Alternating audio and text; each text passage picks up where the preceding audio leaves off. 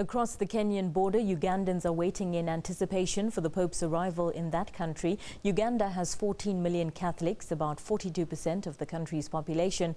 Uganda is also home to 24 Catholic martyrs. The shrine built in their name is where Pope Francis will celebrate Mass this weekend. 2 million people are expected to attend. The pontiff arrives in the middle of an election campaign, so Ugandans want him to pray for the Ugandan government to rule for another 5 years. President Yoweri Museveni has been ruling Uganda for 30 years and looks set for another landslide victory. Pope Francis arrives in Uganda on Friday evening. For more on the Pope's visit to Uganda, we're now joined by contributing editor Vuyo Mvoko in Uganda. Very good evening to you, Vuyo. Now, the Pope was received amid much fanfare in Kenya. Is the likely expected to happen in Uganda?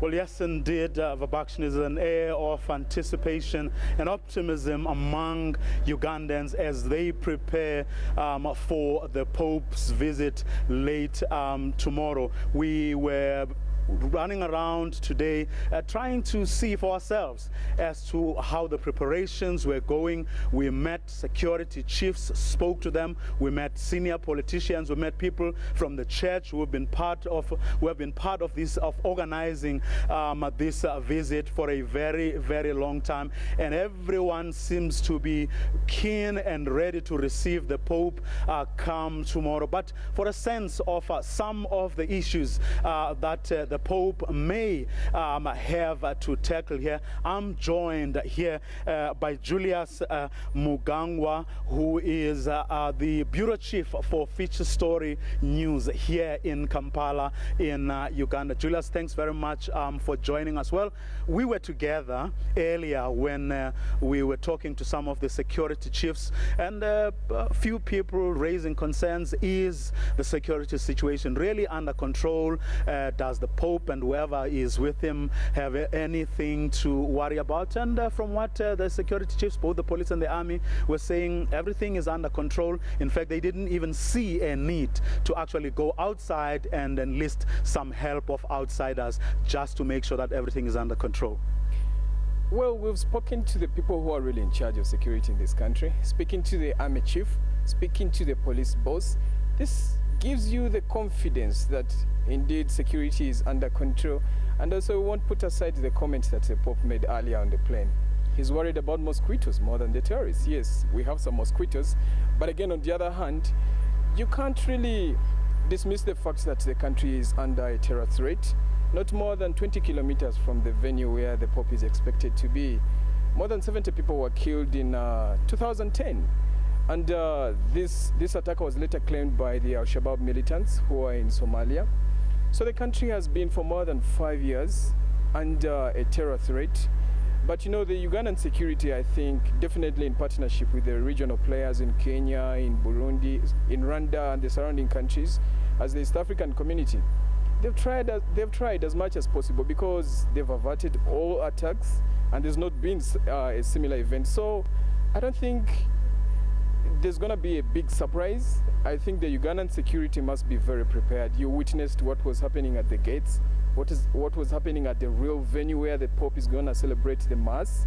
And I think Ugandans have the confidence in the Ugandan security, and more so when you look at police in Uganda has used the approach of vigilancy, and trust me, Ugandans will report to police if they see anything suspicious, and I don't think the police would hesitate to step in. Well, another issue that seems to be topmost in the minds of Ugandans is the issue of the political situation, with an election looming in another couple of months. From the Vox Pops who were doing earlier, I mean, they seem to be worried more about the political situation. As one of them said, you know, leaders who don't want to vacate office, or as another one said, the issue of corruption and politicians not really delivering on their promises. You can't dismiss the worries of some people, because it's a countdown to the elections, and a few months from now, you know, no one is sure who is going to win. But if some people are really worried, I'm not very sure of what they are worried about, because Uganda is generally a peaceful country, And much as we've had a history of violence from the days of since independence, you know, we've never had a change of office. We've never changed the president through maybe a ballot. It's all been coups, people capturing power using the gun. But we've had previous elections. We had the elections in 1996. We had elections in 2001, 2006, 2011, and now 2015. We've not had bad violence, though in the region, we've had violence in neighboring Kenya. We are seeing what is happening in Burundi. So if Ugandans come up and they are worried, there's reason for them to be worried. What is happening in Burundi maybe could happen here, but you cannot necessarily say it's the exact thing that is going to happen here, because it's totally a different ball game. Much as these countries are close to each other, you need to understand that Uganda could be a different story altogether. But looking forward to the Pope's visit, maybe they would want the Pope to say something about the elections. Well, speaking of things that the Pope may say something about, recently, I mean, over the past few years, Kenya has grabbed headlines for being intolerant, in particular towards gays and lesbians. From speaking to members of the clergy of the Roman Catholic Church and other people who may just be in the know, is it something that Ugandans are expecting the Pope to say something about? I think when you said intolerance, I think you meant Uganda. Did you mean Uganda or Kenya? I meant Uganda. All right. The church has been very instrumental in advocating for anti-gay in Uganda. You need to consider the fact that Ugandans are generally a conservative society. And some of these minority groups, like the sexual minority groups who want their rights to be recognized, they've faced strong opposition, not just from the church, also from across the political divide. We recently had the president himself condemn it. The church has condemned it, and a large portion of the society has condemned it. So if they come out and say it's tricky society for them to live in, I won't dismiss that. But what you have to know at the end of the day, Ugandans are very vocal. They are very passionate about that topic. And yes, they don't want homosexuals here. And that's their society. Lastly, and very, very briefly, from what we were told by the security chiefs, they're expecting about 2 million at the place where there's going to be the mass, but like 10 million people altogether lining up the streets and towards and next to the various venues or places where the Pope will be going to. Is that realistic? Is that really the number of people we're expecting to see lining up the streets and going to all those venues? This is definitely Uganda's biggest event to host in very many years.